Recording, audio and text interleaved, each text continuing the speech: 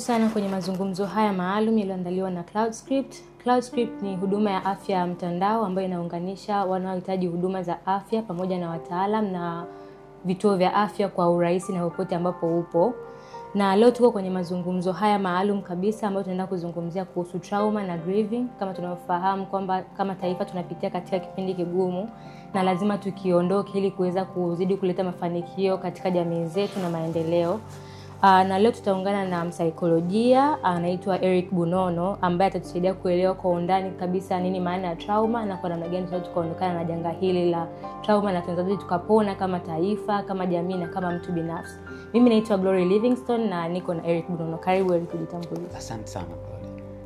Mimi kwa jina naitwa Eric Bunono, kama walivyonitambulisha Glory, ni mwanasaikolojia kwa taaluma. Okay. Nafanya kazi na chuo cha Dar es Salaam. Oh. Yes. Okay. Sasa Eric, tunafahamu hii hali ambayo tunaipitia sasa hivi na kila mmoja kwa namna moja ama nyingine amekuwa affected, na inawezekana kuna watu hawajui kama wako affected na hawajui ni kwa namna gani wataondokana na hiyo hali. Yeah. Kwa hiyo ningependa kufahamu mimi kama Glory au kama msikilizaji ambaye atakuwa anatusikiliza hapa anawezaje akagundua kwamba hii hali ambayo inaendelea inamuaffect kisaikolojia? Asante sana. Kwanza nianze tu kwa kusema kwamba hichi tunachoendelea kukipitia sasa hizi si kitu ambacho tulikitegemea. Yeah. Ni kitu ambacho tunaweza tukasema kilikuja kama janga. Yeah. Kilikuja kama dharura. Ni kitu ambacho sisi Tanzania hatujazoea. Yeah. Hatujawahi kukipitia. Yaani kuna watu wamezaliwa mpaka wamezeeka, they've never been through hii hali. Kwa hiyo ni kitu ambacho kidogo lazima kiuyumbishe ubongo. Lazima akili zetu zisheki kidogo. Afya zetu za akili lazima ziwe challenged kwa sababu ni kitu kipya. Yeah. Kwa upya huu ni wazi kwamba lazima kitakuwa kinaleta athari kwenye afya za akili za watu. And huenda kikaleta athari kwenye afya zingine. Si lazima ziwe za akili tu, kwa sababu afya ya akili ina uhusiano pia na magonjwa mengine yasiyo ya kuambukiza kama pressure, magonjwa ya moyo. Huko. Kwa hiyo huenda hii ndio inaweza kawa safari ya kwanza kutupeleka kwenye maradhi mengine makubwa kama hayo. Sasa naanza kuzungumzia ilikuwaje na inawezaje tukawa tumeathirika. Ili jambo kama nilivyoanza kusema kwamba ni jipya. Yeah. Na kitu chochote kipya kinavyoingia kwenye akili ya mtu, basi ubongo na namna ambavyo unasajili hicho kitu. Kwa hiyo kama hichi kitu kimetokea na kimemtokea mtu moja kwa moja au ameshuhudia, basi kila mmoja atakuwa ameguswa kwa namna yake. Tunao watu ambao wamepoteza maisha. Yeah. Kuna watu wamepoteza wapendwa wao. Tunao watu ambao wamevunjiwa maduka. Alikuwa amekopa kama mkopo chake mahali. Huenda kwenye ile mikopo umiza. Yeah. Na hawezi kumuelewa, ataendelea kumdai kila wakati mpaka arejeshe, ana rejesho lake pale. Kuna mtu ambaye alikuwa na miguu yake miwili jana, leo hii ana mguu. Kuna mtu jana alikuwa na wazazi wake wawili, leo hii amekuwa ni mtoto yatima, ana mama yake ameondoka. Yeah. Kwa sababu hichi kilichotokea. Tuna mtu alikuwa na kazi yake nzuri tu, analisha familia yake vizuri, leo hana kazi kwa sababu kilichotokea. Yeah. Kuna yule mtu ambaye alitaka image yake yani iwe namna fulani, na ishafahamika iko hivi. Yeah. Leo hii image yake imechafuka. Yeah. Kwa kila mmoja ana huzuni, kila mmoja ana maumivu, kila mmoja ameumia kwa namna yake. Na kila mmoja anao msiba nyumbani kwake. Wanda si msiba kumpoteza mtu, lakini inaweza kuwa ni msiba kupoteza kazi yako. Yeah. Ni msiba kumpoteza ndugu, jamaa, hata kama si ndugu yako wa karibu, lakini Mtanzania mwenzako. Tunao msiba ambao mtu amepoteza mali yake. Wengine wenda ni ndoto zao zilikuwa za muda mrefu. Yeah, sure. Bana, mimi nataka nimiliki duka langu kubwa kiasi hivi, na kweli alifikia pale na ndani ya siku moja tu ameamka kila kitu akipo tena. Yeah. Kunaweza kuona kila mmoja anahuzunika kwa namna yake ya tofauti. Na ndio maana tunasema ili haliwezi kumwacha yoyote salama. Kila mmoja anahusika kwa namna moja ama nyingine, isipokuwa na usikaje limeniumiza kwa nafasi gani, kwa kiwango gani, ndiko hapa tunatofautiana. Yeah. Yes. Kwa mfano kama nimepoteza duka, huwezi kulinganisha na mtu ambaye amepoteza mguu wake. Aliyepoteza mguu wake huwezi kulinganisha na mtu aliyempoteza mume ama mke wake au mtoto wake kwenye janga. Kwa hiyo unaweza ukaona kila mmoja ana masikitiko, ana huzuni, ana msiba kwa namna fulani, na ana majonzi yake kwa namna fulani. Sasa haya majonzi huwa yana hatua pia ya kupitisha ambao tusipoweza kupita salama basi huenda afya zetu za akili zinaweza zikawa na changamoto. Tunazo hatua kadhaa ambazo huenda tunaweza tunapitia. Kwa mfano kuna hatua ya kukataa, kitaalamu tunaita denial. Yaani kuna saizi huenda ndo tuko hapo kwamba hili jambo limetokeaje? Mbona Tanzania hatujai kukutwa na kitu kama hiki? Na watu wengi tuko hapo. Yes. Lakini kuna wale ambao wamempoteza mtu mpaka sasa hataki ukubali. Hivi amefariki kweli? Haiwezekani. Ilikuwaje? Haunaota. Lakini ndo hivyo, hataki kubali kwamba jambo limetokea. Lakini walisia ni kwamba jambo lishatokea. Na hatuna cha kufanya. Na hatuna cha kufanya. Yes, jambo lishatokea. Tunatakiwa tuangalie tunatokaje sasa hapo.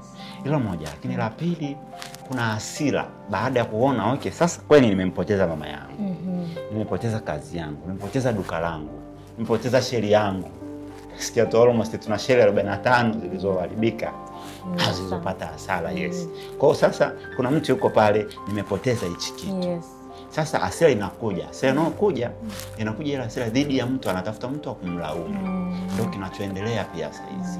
Huenda tunakaa kuangaliana tu. Mama anajilaumu mwenyewe. Kwa nini niliruhusu akatoka nje? Kama huenda akapoteza kijana wake.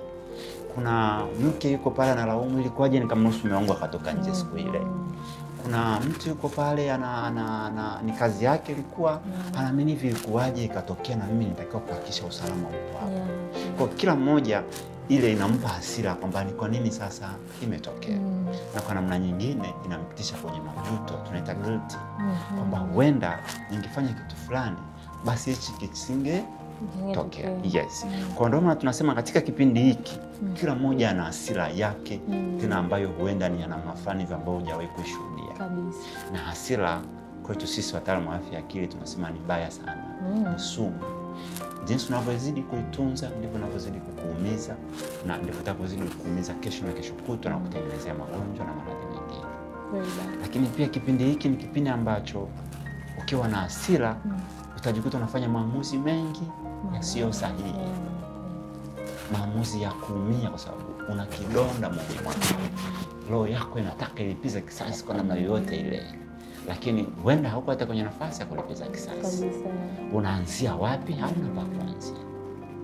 Kwa hiyo pia inaweza ikawa ni kitu kingine ambacho ni kigumu tunakipitia saizi tulio wengi. Lakini baada ya hapo huenda tutapitia tena hali nyingine ya kwanza ku negotiate sasa, kubagain.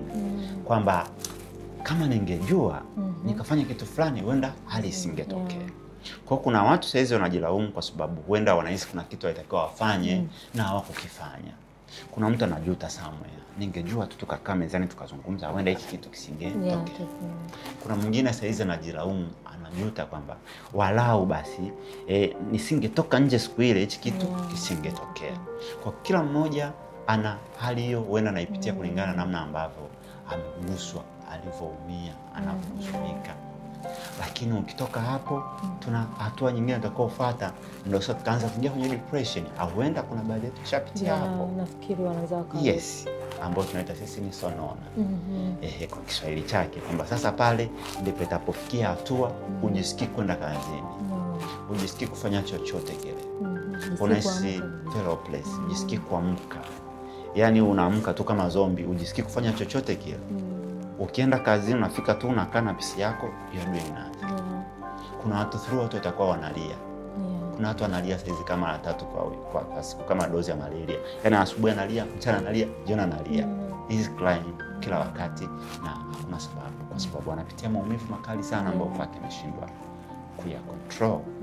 Na baada ya hapo tunatakiwa tufike mwishoni, tukubali sasa kwamba hapa haya yote yashatokea. Sasa kama yote yametokea, hatuna haja ya kumtafuta mchawi ni nani. Ila tuna haja ya kuangalia wapi kuna panja ili tuzibe kabisa, twende sawa. Tukienda hivyo ndipo tutakapoweza kuponesha nyoyo za Watanzania wengi zilizoumia, maumivu mengi wanayoyapitia, makwazo mengi walioyapata. Mioyo saizi ya watu inawaka moto kwa sababu ya hasira ya kitu kilichotokea. Kila mmoja ana hasira kwa namna yake. Kwa hiyo sasa tukishafika kwenye acceptance, pale kwenye kukubali kwamba jamani hichi kimetokea, sasa tukaeni hapa chini tuangalie nyumba yetu tunaijenga vipi. Leta fito, leta udongo, leta maji, tufinyange udongo, tuijenge nyumba ya kwetu wote. Tutoke wote hapa salama. Tusianze kumtafuta mchawi kwa sababu mwisho wa siku hata tukimpata haiwezi saidia chochote kile. tofauti na hapo, huenda tunaweza tukajikuta tunaingia kwenye dimbwi kubwa, tena kubwa zaidi, kwa sababu kila mmoja ana hasira na hasira yake inawaka moto kwa sababu amejeruhiwa, ameumia vibaya. Tukiruhusu hasira iendelee, huenda tutaendelea kupoteza watu ambao tutaki kuwapoteza. Tutajikuta hatuwezi kufanya chochote, uzalishaji unashuka kwa sababu watu hawana morali hata kufanya kazi. Nitaenda kazini kwa sababu natakiwa kwenda kazini, lakini sitofanya kazi kwa sababu sina morali ya kazi. Umeona, nina ndugu yangu amefariki huko na ndugu yangu ameumia, na mimi namshutumu mtu, namuona yeye ndo mbaya, ndo amesababisha. Kila nikimwona nasikia hasira. Kwa hiyo ili hali hii iwe sawa, lazima tupite kwenye kipindi cha grieving katika hizo hatua zote tukiwa salama. Mpaka tufikie kwenye acceptance, kukubali kwamba hali halisi iko hivi, tukae tutengeneze. Hapo ndipo kwa kiasi fulani tutasema tunaweza kuwa tumetengeneza nyumba yetu sasa upya. Tumejifunza kwamba hapa kulikuwa na ufa, tunauziba hivi na tukaenda salama. Katika hiyo safari ya kuhuzunika, ya misiba, ya maumivu, kuna wengi hapa katikati watakuwa wameumia na kwa kweli wanahitaji msaada, huenda wa haraka sana. Haraka sana. Ndio maana sasa nashukuru CloudScript kwa kuangalia kwamba okay, kuna haja ya kutoa hii huduma kwa sababu kuna mioyo ya watu imevunjika. Kuna hisia za watu zimeumia vibaya. Kuna watu wana maumivu makali sana. Kuna watu wamezika maumivu yao ndani ya kifua chao. Si kwa sababu wanatamani kufanya hivyo, ila kwa sababu huenda ya hali halisi na anaona kuna msaada sehemu, anajifungia chumbani mwake analia. Kwa hiyo wewe ukiona alijakugusa, kuna mwenzako ameguswa somewhere huko na hajui hata wapi pa kupata msaada, lakini anahitaji msaada wa dharura na haraka sana. Ni kweli, ndo hapo ulipokuwa unaongea, nashukuru kwamba umegusia kwamba tunashukuru CloudScript kwa sababu pia kuna watu kabisa hawatapata msaada. Ila naamini kwa namna ambavyo CloudScript wametuletea kipindi na kwa ofa ambayo nitaisema mwishoni, kuna watu wanaweza wakasaidika na wakawa ni sababu ya wengine kusaidika. Sasa mtu anaweza akajaje kwamba ili swala limeniaffect, yani dalili gani mimi nitaziona nijue kabisa kwamba hapa nimeathirika? Sawa. Katika hii hali ya majonzi, kuhuzunika, maumivu, kuna wakati sipoweza kupata msaada wa haraka, inaweza kukuta inampeleka mtu kwenye msongo baada ya janga ambao tunaita ni post traumatic stress disorder. Hili jambo kama nilivyosema mwanzoni, huenda kwenye akili za watu kulingana na lilivyomgusa, linaweza likawa limekuwa registered, limesajilika kwenye bongo wake kama ni janga. Janga linapotokea linaumiza ubongo, linaumiza akili ya mtu kwa sababu linalalua mioyo ya mtu. Na ile hali huyu mtu akishindwa kukopa nayo, akashindwa kutoka pale, basi ili janga linaondoka naye naenda kutengeneza msongo baada ya janga. Maana msongo ndio stress sasa. Asile stress inayotokana na hiki kilichotokea ndio tunaita msongo baada ya janga. Kitaalamu tunaita ni post traumatic stress disorder, ambayo ndio trauma tunasema. Kwa hiyo hili jambo ni traumatic event, ni jambo ambalo ni msongo, yani limeleta msongo mkubwa. Kwa hiyo sasa kwa sababu ya jambo hili na hii hali yote ya majonzi na maumivu na misiba na kuomboleza, tusipotoka vizuri, kuna watu itawaachia post traumatic stress disorder. Sasa likishamfanyia vile, kuna vitu tutaanza kuviona baadaye. Huenda tunaweza tukamwona mtu ambaye anapata shida kabisa kupata usingizi. Kwa hiyo tuna watu watakuwa kila siku wao 24/7 hours wako macho. Wanatamani kusinzia lakini usingizi hauna time nao. Hilo la kwanza. Na hilo ni adui mkubwa sana wa afya ya akili ya mtu. Lakini jambo la pili, tuta experience sasa watu wenye hasira tu. Yani si ajabu saa hizo kumkanyaga mtu bahati mbaya kwenye dadala akakupiga ngumi. Bahati mbaya tu. Hata hapa kwetu tunao. Yani hasira zake ni za kulipuka kwa sababu tunasema hasira inapokuwa suppressed, yani ukikatili hisia inayotakiwa kutoka ya maumivu, si kwamba inaondoka. Inaenda kukaa sehemu alafu inatoka katika namna nyingine ambayo wewe hauitarajii. Na ndio maana huenda Watanzania wamekuwa na makasiriko makubwa na hasira sana ambayo hawaoni ni nini wafanye. Kila kinachokuja mbele yake ni halali yake kubwa sana. Kwa hiyo hivi tutaanza kuviona. Na tumeanza kuviona kwenye mitandao ya kijamii. Unaenda kazini kwako, bosi ya bahati mbaya kajichanganya umewaka naye, hujui kazi itakufa au nini. Unarudi zako nyumbani unaanza kuomboleza msiba mwingine na mkeo na familia, kazi ishaharibika. Umeona? au unatoa makasiriko yako kazini unapeleka kwenye familia, tutaanza kuona hizo. Kitu kidogo tu unakuwa na hasira. Hiyo itakuwa ni kwa sababu ya hiki ambacho kitakuwa kimeshatutengenezea. Tutakuwa na watu wanakata tamaa. Kutafikia hatua watu hajisikii kufanya chochote kile. Sasa tutakuwa ni taifa la aina gani? Kama ndo kwanza vitu vimeharibika huko, tunatakiwa tupambane kuhakikisha tunavirejesha, lakini na tutengeneze vingine zaidi. Lakini watu wanaenda kazini wako tu physically, lakini utendaji wao wa kazi ni mdogo. Na hii ndio maana ni message nyingine natakiwa kwenda kwa taasisi mbalimbali kwamba waone namna ya kuweza kuhakikisha afya za wafanyakazi wao zinakuwa salama, afya zao za akili, ili kuhakikisha kwamba productivity ya pale kazini inaendelea kuwa assured kwa asilimia kubwa. Kwa sababu huenda tuna watu wataanza kujisikia wataki kufanya chochote kile. Yaani unaweza ukawa na mke wako pia nyumbani, hata ile haki ya ndoa usipate kwa sababu ya madhira alompata jirani yake pale. Moodi zikawa zinabadilika. Sasa hii yuko sawa tu, dakika 0 amebadilika, so yeye tena. Kuna moodi zinabadilika hapo. Huenda yakawa ni madhara ya kile tunachokipitia ama tulichokipitia hapo siku za nyuma. Lakini huenda tunaweza tukafikia hatua sasa watu wakaanza kuona maisha tena yana maana. Ikifikia hali hiyo, maana yake depression ishagonga hodi sasa, unaona. So kishakuwa imeingia katikati, maana yake ndo tunaanza kuona huyu mtu aone thamani yake tena. Hatamani kuishi. Na ikiwa mtu hatamani kuishi, maana yake yuko kwenye hatari hata kuchukua maisha yake mwenyewe. Lakini huenda ikafikia hatua tukawa na watu ambao hawana cha kupoteza. Yaani ashafika hatua unaona bana liwalo na liwe. Sasa yule unaweza yuko tayari kufanya yoyote yule. Kwa sababu ameshaona haya maisha yashakuwa ya hivi. Sasa bora mbaya na iwe mbaya. Ikishafikia hapo hatutakuwa tena na taifa lenye mwelekeo unaeleweka.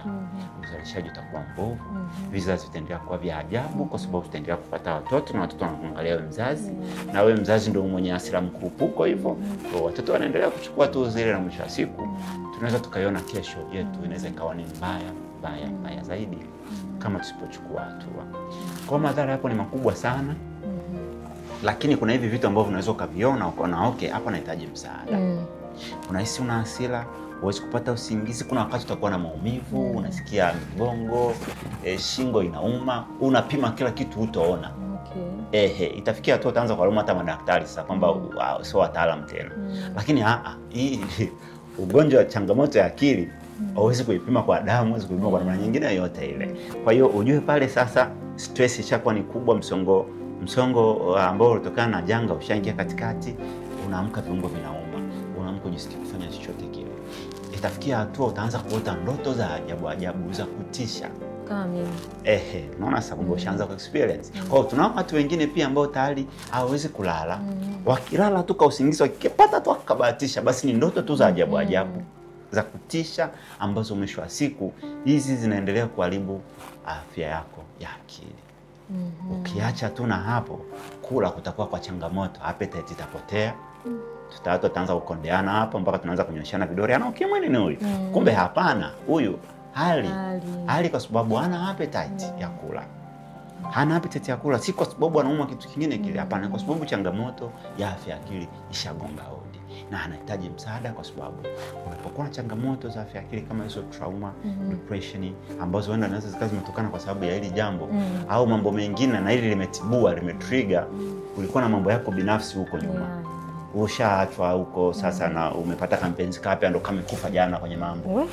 Unaanza kumlaumu hata Mwenyezi Mungu, sema kwaje, mbona kila kitu tunachopata unachukua.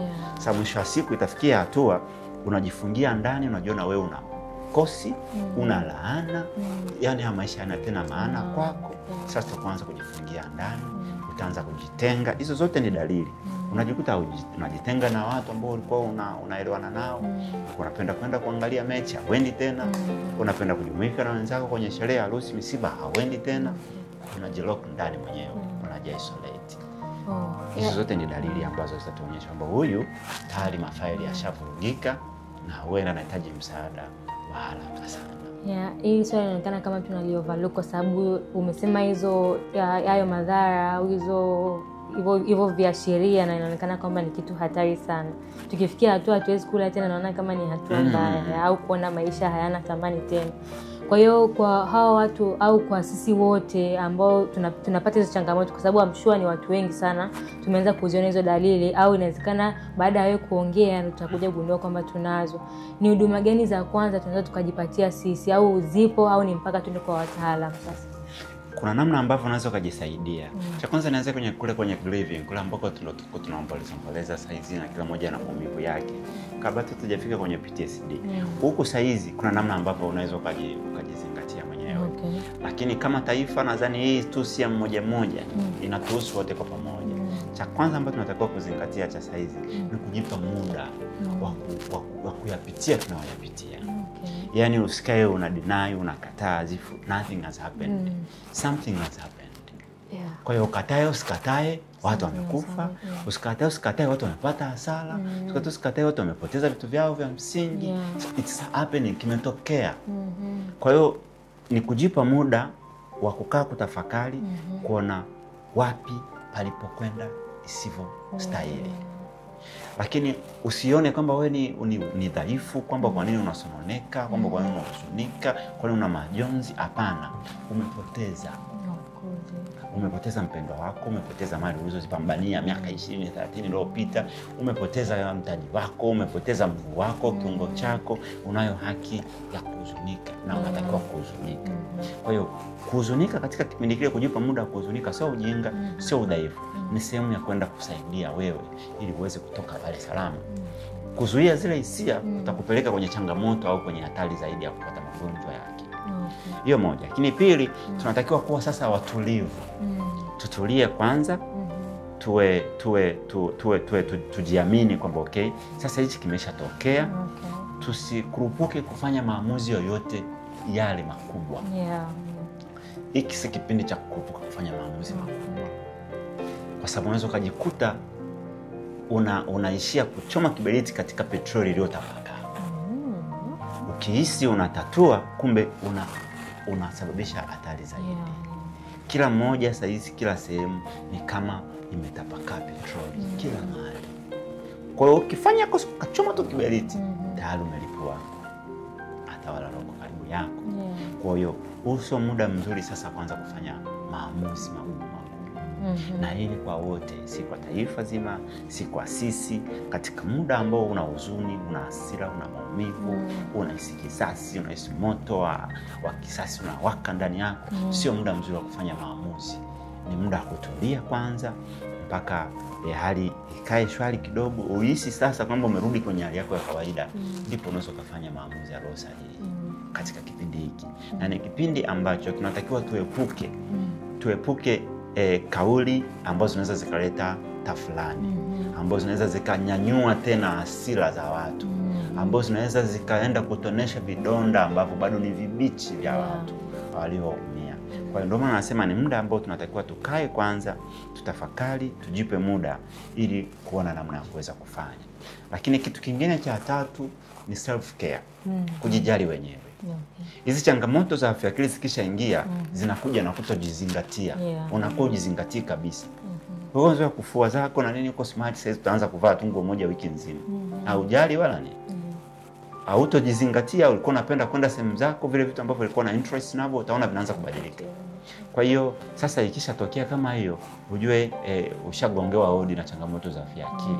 Inabidi ukae, utulie kwanza, uanze kujizingatia, ule vizuri, pata muda wa kupumzika, ulale, upate usingizi, sio kulala tu, ulale na kupata usingizi wa kutosha. Tengeneza ratiba yako ambayo itakuwa flexible, ambayo inakuruhusu kuendana na taratibu zako za siku nzima. Fanya vitu ambavyo ni vile unavyovipenda kufanya, ili ujipe muda sasa au kujijali mwenyewe before mtu mwingine aje kujali. Lakini kitu kingine ni kuruhusu sasa, kuruhusu zile hisia ambazo ni za maumivu zitoke nje. Hiyo ndio namna nyepesi ya kuona. Kuruhusu watu wazungumze, kila mmoja azungumze namna alivyoumia. Kuendelea kuzuia mimi nimepoteza duka langu, alafu nisizungumze mahali kama nimepoteza duka, au nikizungumza nionekane na tengeneza story, maana yake kunazidi kutengenezea sumu ndani yangu. unazidi kumtengenezea hasira ambao nahitaji kitu kidogo tu kidogo tu mimi utaniona nimefanya maamuzi ya ajabu ambao itakuwa ni hatari zaidi. Kwa hiyo turuhusu watu wazungumze hisia zao. Kila mmoja ameumia kwa namna fulani. Na hili ni kuzungumza namna ambavyo unahisi hisia zako zimeumizwa. Ukiumia hisia ni tofauti na kama ulivyoumia mguu, macho, sikio, kichwa. Physically unaona hiki ni kidonda hapo, unatumia dawa hii, unatumia dawa ile. Lakini ukiumia hisia ni mpaka mtu azungumze ndio uweze kujua unaumia hisia. Na hisia ikizungumzike na uumiza ndio mtu anapata tiba.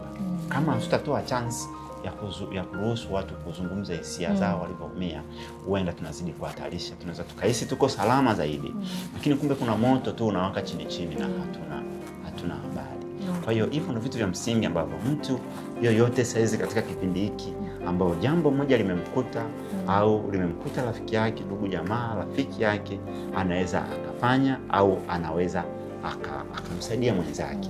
Na endapo hivi vyote utaona havifanyi kazi, bado maumivu ni makali, bado unahisi una hasira ambayo haina namna kuelezeka, unahisi moto wa kisasi unawaka ndani yako, sio muda wa kuanza tena kuhangaika na vitu vingine. Hapana, tafuta msaada sasa wa wataalamu, kwa sababu huenda kama ushazungumza na ndugu jamaa na marafiki na ukaona bado upati nafuu, unachohitaji sasa ni msaada wa wataalamu.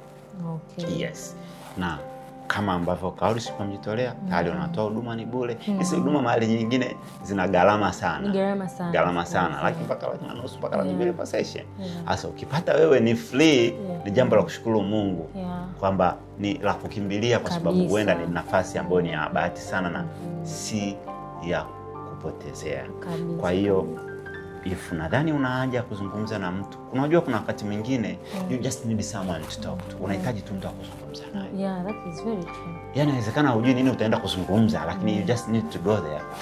Tafute mtu ambaye ni professional, ujue anakuguide vipi, ujue namna ya kutoa yale maumivu yako, kwa sababu hakuna sehemu utapewa Panadol sio dawa fulani ili utoe hayo maumivu yako. Ukiendelea kuyakumbatia yatakutengenezea magonjwa mengine makubwa ambayo huenda utajikuta tayari ushaingia kwenye magonjwa mengine ya kufanayo kama pressure, kisukari, ugonjwa wa moyo. Kwa sababu tu ulikuwa na chance hapa saizi ya kutatua, ya kurekebisha. Kwa hiyo ikimbilie, take that chance. Nashukuru sana kwa hizo hatua au hivyo vitu ambavyo umetuambia vinaweza vikatusaidia kama huduma ya kwanza, na ikizidi twende kwa wataalamu. Sasa swali langu ni kwamba hivi vitu ambavyo umetuambia kwamba kama self care, kupata usingizi na nini, hivi na apply kwa watu wote au mpaka wale ambao labda wameunguliwa na sheli na nyumba, wamepoteza wapendwa wao, au ni kwa watu tu ambao tunabahatika kuona labda videos, au ni kila mtu? Ama maana naona kama ile kwa watu ambao labda wameunguliwa na nyumba, duka labda limeharibiwa, inaweza ikawa ni intense sana. Kimsingi tuna grieve wote. Wote tuko kwenye tunahuzunika. Kila mmoja ana msiba wake nyumbani kwake, huenda ni wa vitu au ni wa mtu. Kwa hiyo hii haimwachi yoyote yule. Kila mmoja amepoteza kitu. Kwa hiyo ule muda kwanza kung'ang'ania kwamba umepoteza shiri yako na imeshapotea, kuendelea kukaa ndani umejifungia huko very blessed, hauna mtu akuzungumza naye, hutaki hata mtu akugongee hodi, hutaki hata kuja kula, hutaki kuzungumza mtu yote ile, hakuwezi kukurudishia hiyo sheri yako. Hakuwezi kukurudishia hiyo mume au mke au mtoto aliyepotea. Hakuwezi kukurudishia hilo duka. Kwa hiyo kuna wakati unatakiwa utoke mahali, ukaipoze akili yako. Ile akili yako kisha kama mahali iweze kufikiria katika hali yake ya kawaida. In a very normal way. Iwe conscious. Saizi unaweza ukajikuta unafanya maamuzi ya kukupuka kwa sababu hata akili haiko normal, haiko sawa. Kwa hiyo maamuzi utakayoyafanya ndio sio sahihi, lakini ukitake time ukafanya self care, ukajizingatia mwenyewe, ukatake time kureflect nini kimetokea, ilikuaje, ufanyeje, utaona akili inafunguka tu. Baada ya kuwa umeshafika hatua ya mwisho ya acceptance huko, akili itafunguka na mwisho wa siku utaona okay, sasa naweza nikafanya kitu fulani. Akili inakuletea options za kufanya kwa sababu iko tayari. Saizi akili zimejifunga. Akili zimejifunga kwa sababu zinaendeshwa na hisia za maumivu. zinaendeshwa na hasira, zinaendeshwa na makasiriko yaliyoko ndani. Kwa hiyo akili haiwezi kufikiria positive kabisa. Sasa kila mmoja anawaza hivi, kwa nini kanifanyia hivi, kwa nini nakuwa hivi, kwa nini mimi tuko, kila mmoja anawaza negatively sasa. Kila negative thought ambayo unaifikiria inakuumiza mara 2 mara 3. Kila kisasi unachofikiria ukilipiza saizi kinakuumiza mara 2 mara 3. Kwa hiyo ni muda wa kwanza kuacha vyote, kwanza ujizingatie. Wenda umepoteza duka au umepoteza sheli. Mwingine anaweza akasema nimepoteza alafu nitumie tena hela eti kujijali. Yes. Kwa sababu gani? Ile hela iye ya kujitoa out ukakaa sehemu zako ukapigwa zako upepo sehemu ukaona kwenye zako maji huko unajaribu kureflect nini pa kuanzia, nini cha kufanya. Haiwezi kurudisha ile share size. Haiwezi kurudisha ile duka kabisa. Kwa hiyo ni muda wa lockdown, na ukihisi kwamba interactions nyingi sana zinakuathiri, basi uchukue muda peke yako. Sio uwe mpweke. Kuna loneliness na being alone. Ni vitu vili tofauti. Uwe peke yako lakini usiwe mpweke. Inawezekana kumbe? Inawezekana ukachukua muda kwa ajili yako, lakini usiwe mpweke. Kwa hiyo ni vizuri ukachukua muda peke yako sometimes, sio mara nyingi. Usichukue muda mwingi sasa ukajifungia mahali alafu kaja ukanilifaa kwamba sasa alisema bana nijifungie mahali. Unaweza kujifungia mahali sometime ili kupe hali sasa ya kujevaluate, kujiassess mwenyewe, kuangalia ilikuwaje mpaka ikafikia pale. Nini unachoweza kufanya tena ili kuboresha pale ulipoanza? Utaanzia wapi sasa? Wapi umeharibu? Ili ikupe utulivu wa akili, na ule utulivu wa akili ukisha kuwepo ndio unaweza ukafikiria sahihi namna bora ya kuanza, ila sio kuwa mpweke. Ukiwa mpweke maana yake unaendelea kuongeza matatizo. Mpweke ni kitu kingine kibaya zaidi. Na wengi sana sasa hizi wataanza kujiisolate wenyewe. Maana unaweza kawa umekaa na mtu ukaona kama hayuko kabisa na nyinyi. Unapiga story lakini hayupo kabisa. Kwa hiyo kuna watu unaweza kawa na nyinyi kadhani njoo kae na sisi, huenda hautakuwa mpweke, lakini pamoja kwa mko wote pale bado ni mpweke tu sababu hayuko pale. Hisia zake haziko pale.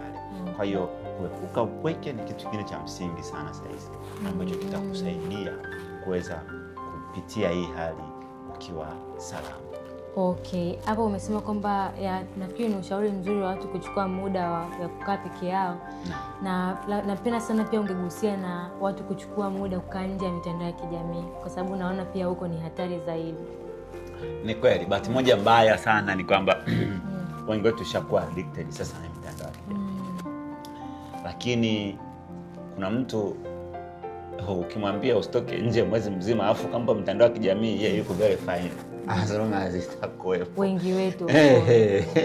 Kwa unaweza kaona yani wewe mnyima msosi kisha bando lipo. Safi. Sasa hiyo that's an addiction ambayo sasa inaweza ikawa inatupelekea either kwenda kwenye madhara hasi au madhara chanya. Kitu ambacho sasa hizi kinaweza ikawa kina trigger hasira na maumivu ya watu. Wenda mimi nimepoteza duka langu. Alafu kia nikitoka tu nje nakutana nalo. Pia nikitoka tu nje nakutana nalo. Umeona? Kwa hiyo ikiwa vile maana yake yani kidonda hakijapona unaendelea tu kukichoma na sindano. Maana yake ni ngumu kupona. Kwa hiyo kuna wakati inahitajika mtu, if it's possible, jiondoe katika social network for the meantime. Alafu ili kupe muda, kwa sababu kusema nataka muda peke yangu afu uko busy na social media. Hiyo sio kwa peke yako sasa. Wewe umeamua kuacha watu physically ila upambane na simu, kwa sababu kule kwenye simu kuna watu, kuna vitu vinakuwa posted na kila kinachokuwa posted kikiwa kina the same image na kile kilichokutokea wewe kinazidi fire up, kinazidi kunanyua ule moto wa hasira ulionao. Kwa hiyo unajikuta hautokaa ukapona kwa sababu haujajitenga kwenye zoni ya maumivu, umeendelea kushindana nayo. Kwa hiyo ni muda wa kuangalia maumivu yako yanatokea wapi na kulimit kwamba na si social media tu. Unaweza ukaachana kabisa na simu, ukatia kindege chako kwa wiki, ukasema hii wiki yangu ni ya kujilockdown katika hii hali. Sio kujilockdown kwamba usitoke nje.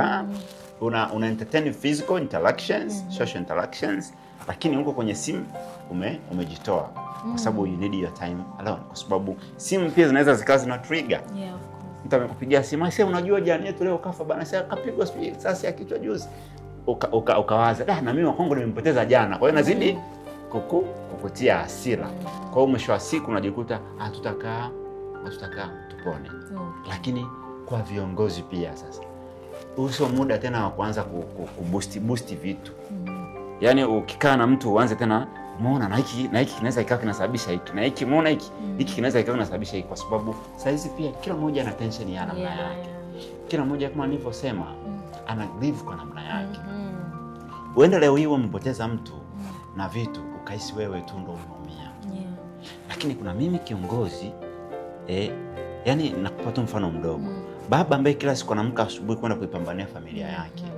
Alafu ili alete chochote kile ndani ya nyumba. Alafu akisha kileta kile kidogo kionekane akiko appreciate. Akikubaliki. Yeye akatalike.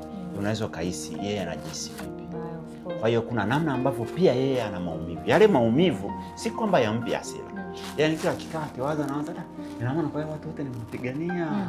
Alafu at the end of the day wamekuja kunilipa hiki. Kwa hiyo hicho kitu na hiki kinaweza ikawa kinamtia hasira, kinamuumiza vibaya. Mna anaona kama amekuwa betrayed, amesalitiwa, aona kama amekatalika. Kwa hiyo hicho kitu pia kinaleta maumivu pia kwake. Kwa hiyo hayukuna mtu yuko salama. Iwe ni upande wa wananchi, iwe ni upande wa walioko kwenye uongozi, kila mmoja ana maumivu yake.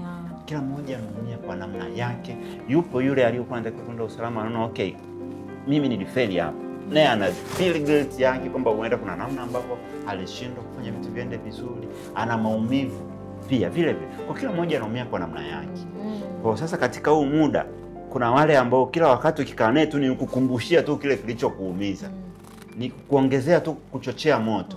Ni muda kukaa pembeni ukareflect. Hivi nani alinishauri sahihi? Nani alinisababisha mpaka nikafikia sehemu fulani? Nani kama alinisha matango poli mimi nikajikuta nafanya hivi? Nani alichochea moto huu katika eneo ambako mimi sikujua nikajikuta nimefanya kitu fulani? Baada ya hapo ukishakuwa na muda wako peke yako ndipo unaweza ukaona vitu katika engo zote. Vinginevyo ukiwa umezungukwa na watu ambao ndio kwanza umesahau kidogo tu, dakika moja haijaisha anakuja na jingine jipya.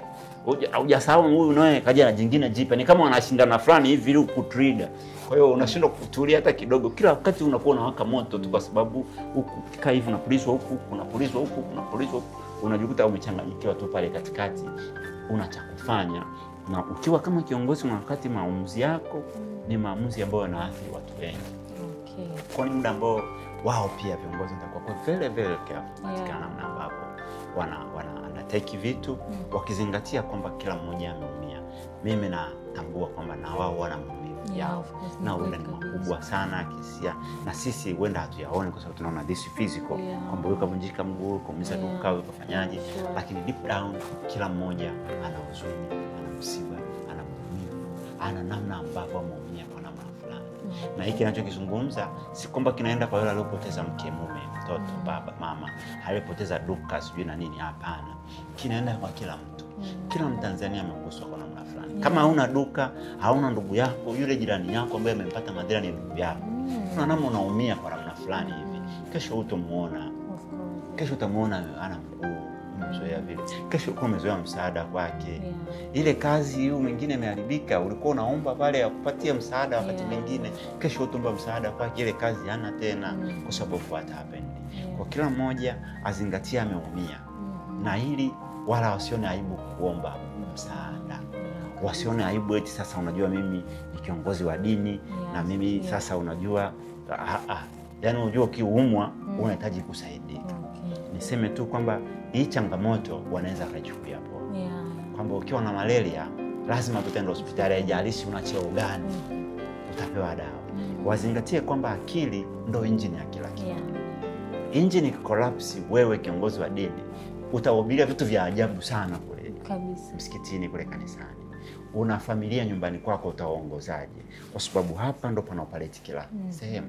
Na bahati mbaya yani madhara tutayaona katika namna unavyotenda, unavyoact. Hatutayaona kwamba sasa kichwa kimeuma, tumbo linauma, sijui nini, hapana. Kwa kila mmoja anajua ameumia kwa kiasi gani. Aone ni fursa kuchukua fursa hii kwenda kutafuta msaada ili kutibu pale ambapo amejeruhika, pale ambapo ameumia. Yawezekana leo unaona ni kitu kidogo sana.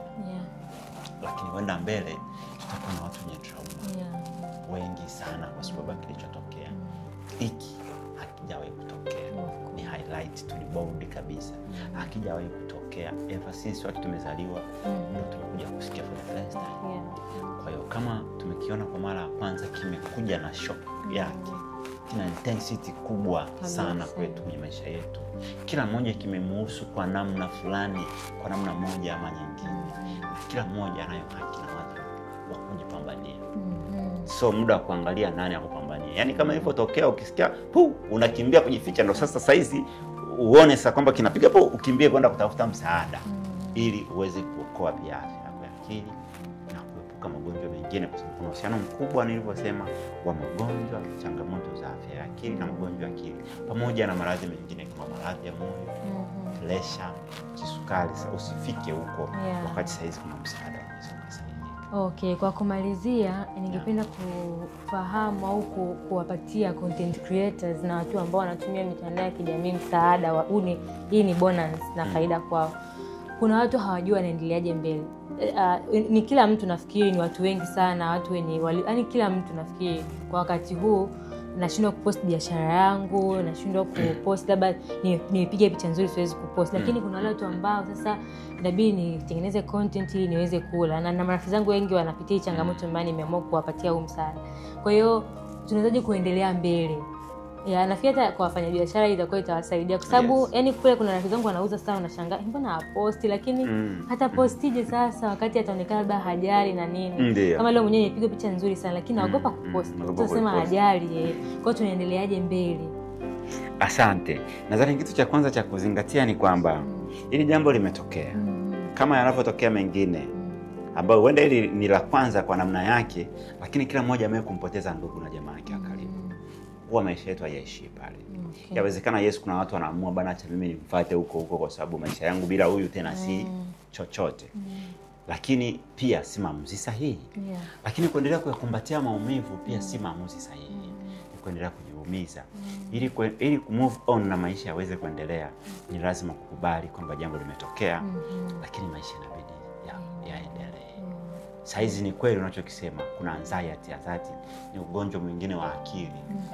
Ni wasiwasi uliopitiliza.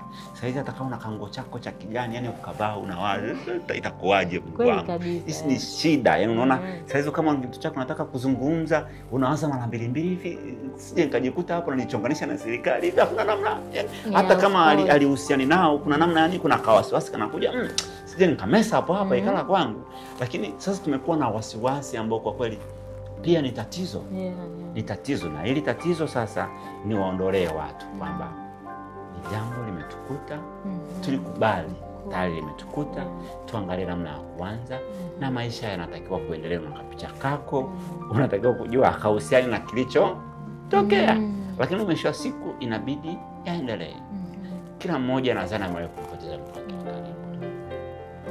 na amewahi kuumia kwa namna fulani, lakini maisha yanaendelea. Na hivi ndivyo ambavyo imetokea. Ili liwe ni somo kwa wote wa Tanzania, wananchi wanaoongozwa na viongozi, kwamba hatujawahi hata siku moja pita hapa. Hii njia imekuwaje tumeipitia leo?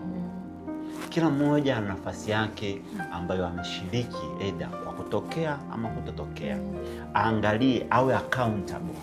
Angalie, unajua kuendelea kukataa kwamba mimi kwa nini nilitoka, ukaendelea kujilaumu, hakuwezi kukusaidia. Kwa hiyo uanze kuwaza kwamba okay, sasa jambo lilitokea hivi, ilikuwaje tukafika hapo? Alafu kisha fikia hapo, kuwa accountable. Wewe unawajibika kwa nafasi yako.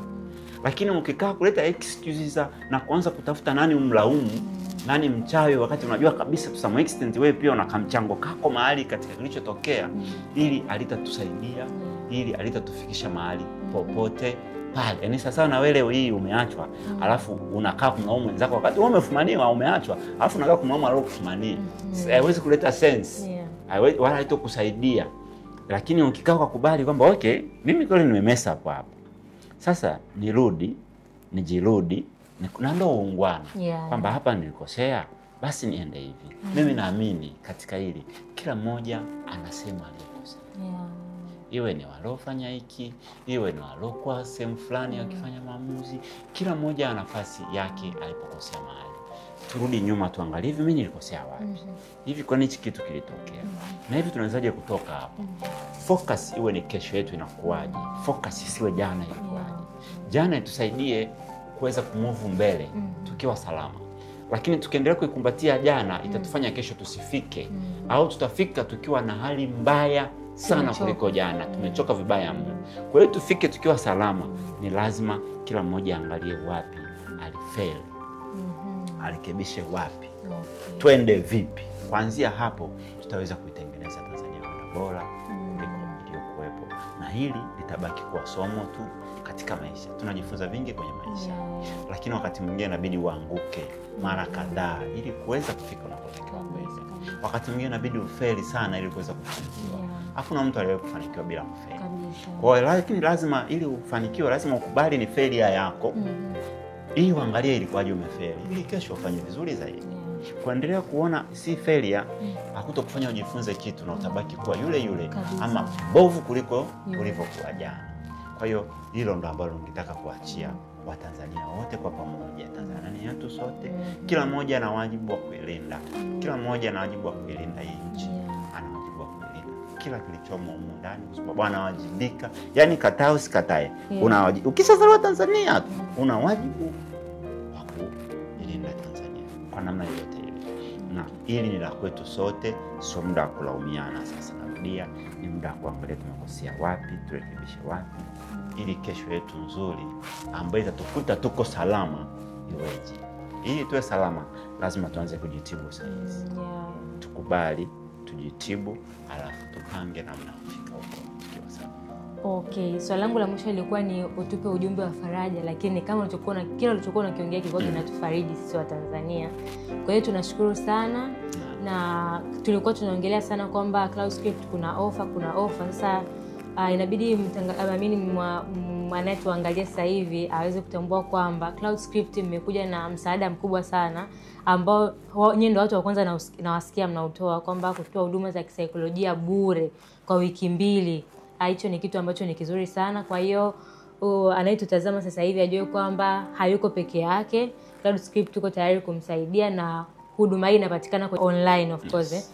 Kwa hiyo anaweza akatufikia kupitia Instagram cloudscript.online. Ukienda utakutana na link pale kwenye bio, utaibonyeza, itakupeleka sehemu ya kujaza details zako. Baada ya kujaza details utapatiwa link ambayo utaitumia hiyo siku ya session yako. Kwa hiyo utachagua pale kwenye link utachagua siku ambayo unataka kuonana na au kusikizana na huyo msaikolojia. Alafu baada ya hapo utapata matibabu yako au huduma yako. Na tuna limited slots, kwa hiyo inabidi uhakikishe kwamba unafanya hivi as early as possible kwa sababu hii pia ni kitu ambacho hakijawahi kutokea kama nilivyosema hapo mwanzo. Swali la bonus na hili ni kwa namna gani tunaweza tukasamea watu ambao hawajatuomba msamaha. Okay, asante. Naomba kwanza tufahamu kwamba tumetengenezwa katika hali tofauti. Kuna watu wengine sio watu wa kuomba msamaha. Yes. Kuna yani mtu anaona kuomba msamaha amekuomba roho yako. Yaani anaona kama amekupa kitu kifani yani very valuable. Yaani ambacho labda yeye uhai wake hautorudi tena. So ukiexpect mtu akuombe msamaha, unaweza ukakesha. So wewe what is important ni kwamba always kusamehe ni tiba.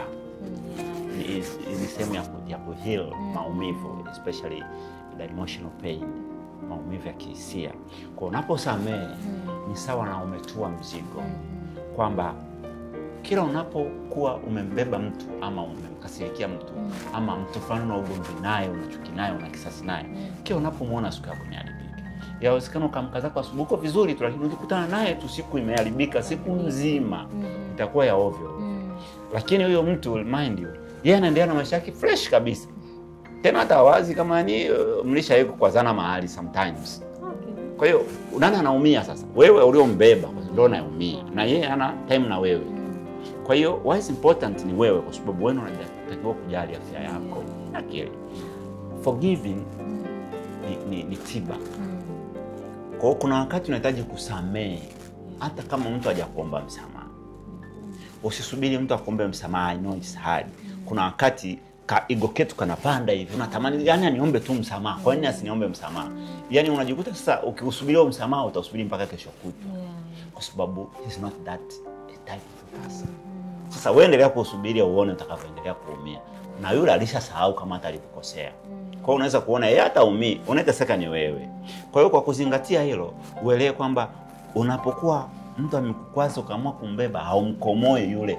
Eti umemnunia tu, sio kaisi unamkomoa, yani kwamba atateseka sana.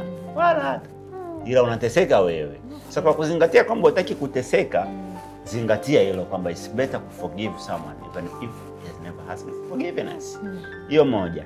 Lakini pili, wewe ambao unajua umemkosea mtu na una kiburi kaigo kako kamesimama hivyo unataka kuomba msamaha, haikusaidii kitu kabisa.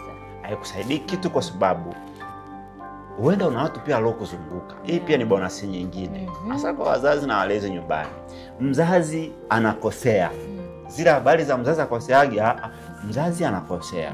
Na kumuomba mtoto msamaha ni kumfundisha kuwa accountable. Kwamba hapa mwanangu, samahani bana, nilikosea hapa jana. Si wazazi wetu. Sasa wazazi wa kipindi kile walikuwa wafanye hivyo. Lakini sasa hizi you have to, kwa sababu mtoto anajua umekosea. Na mtoto siku hizi anakuambia baba umenikosea. Baba hapo umekosea. Sasa wewe kuwa na kiburi useme hujakosea. That means yeye anajifunza kwako. Kwamba okay, kwa kumbe tukikosea tunatengeneza excuse. Au tunatafuta mtu akusingizia, tunamsingizia, afu tunaendelea kubaki innocent. Ndio hicho. Mwisho wa siku utaanza kumuona mtoto ana kiburi, anajeuri, anadharau. Wakati mwingine ni kwa sababu he has taken that from you. Wewe uombe msamaha hata unapomkosea, anajua umemkosea. Na bahati mbaya yeye kuona tu kumomba msamaha hata mama yake au baba yake mbele yake, kwamba you are being accountable kwa kosa lako. Kuwa na watoto wa namna hii, kuwa na watu wa namna hii pia ambao wanakuja kuwa viongozi ni mzigo kwa taifa. Kabisa. Kwa sababu unapokosea kitu usikubali umekosea mahali. It's a problem. Mimi naona kwa umeamua kunitelekezea mimi mzigo. You understand? Kwa hiyo nachotaka kumaanisha ni kwamba usisubiri mtu akusamehe. Wewe ona kwamba kusamehe ni wajibu wako. Na ili usamehe unasamehe ili upone. Utaki kusamehe utopona. Hiyo ndo interpretation nyepesi tu. Na wewe umemkosea mtu, kitu kizuri ni kuomba msamaha. Usipomba msamaha unamfundisha na next time asiwe accountable. Asiombe msamaha hataki ukosea. Kwa mwisho wa siku tunabaki kutupiana tuma, umenikosea wewe na wewe ulinikosea. Wewe unikosea. Mwisho wa siku hakuna sehemu tunafika, tunatafuta suluhu kwa sababu tunatafuta mshindi always. Kwa hiyo hilo ni jambo ambalo ningetaka niwaachie watu, na hii ianze kwenye familia. Hii siongelei tu jambo lililotokea jana ala juzi hapa katikati. Ni tabia ambayo tujifunze kuipandikiza, kwa sababu ukipandikiza kwa watoto wako, hao watoto wako kesho na kesho kutwa watakuja kuwa wazazi, watakuja kuwa wake na wame wa watoto wengine huko, na watakuwa ni watesi wa wale watoto wengine, kwa sababu wewe hujawafundisha namna kuwa accountable. Hilo umetafundisha namna kutengeneza excuses pale ambapo wanakuwa wamekosea. Umefundisha namna kutafuta mtu wa kumlaumu kwa makosa yao wenyewe. Kwa kiparent hiyo basi itakuwa na hawa ndio viongozi wazuri utakokuwa nao kesho. Atakayejua amekosea mahali akakubali kuja kwa jamii, jamani samanini nilikosea sehemu fulani, twende hivi. Ni bosi wako akikosea kuambia wafanyakazi wako wamekosea, it's a very normal thing. Unawafundisha wale wafanyakazi kwamba wakikosea wakubali makosa yao ili tuweze kurekebishana. Bila hilo hatuwezi kurekebishana mahali, kwa sababu kila mmoja anaona yuko sahihi muda wote. Na kuna mwingine anaona yeye mimi ndo nakoseaga tu. Wewe ukikosea hukubali, yeye anakoseaga mimi tu. Kwa hiyo na yeye anaona unakosea lakini hauko tayari kukubali. Kwa hiyo ni tatizo. Kwa hiyo ili tuweze kutengeneza kesho leo bora, tuanze kujifunza kusamehe bila kusubiri kuomba msamaha. Tuanze kujifunza kuomba msamaha bila kulazimika. Tuanze kuiparent hiyo kwa watu wetu waliotuzunguka. I'm sorry, haigharimu chochote. Haigharimu hata shilingi ya kwamba utapoteza. Samahani nimekosea, sitarudia. Ukiona maneno ni mengi, sema samahani natosha. Wala ina mean a lot sana kuliko kuendelea kukaza fuvu ukapretend like nothing happened. Yes. Asante sana Mr. Eric kwa maelezo mazuri, maelezo ambayo yamefanyika tiba kwangu mimi na kwa Watanzania wengine.